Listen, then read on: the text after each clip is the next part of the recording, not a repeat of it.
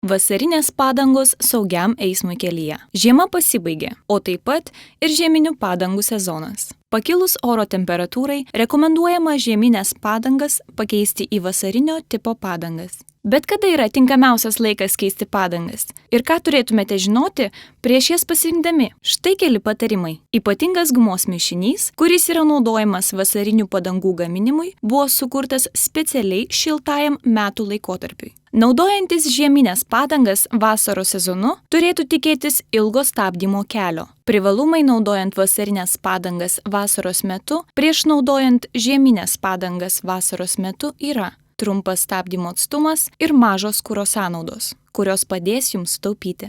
Minimalus leidžiamas protektoriaus rašto gylis yra 1,6 mm. Tačiau specialistų nuomone, minimalus protektoriaus rašto gylis turėtų būti 3 mm. Norėdami pamatuoti protektoriaus rašto gylį, galite pasinaudoti moneta. Vasarinių padangų keitimas turėtų būti atliktas laiku. Vidutiniai paros temperatūrai pakilus virš 7 laipsnių, rekomenduojama žiemos padangas pakeisti vasarinėmis. Rekomenduojama pasikeisti padangas pavasarį. Kur galite rasti tinkamas padangas kiekvienai mašinai? Jūs galite rasti puikių pasiūlymų internetinėje parduotuvėje raifendirect.lt.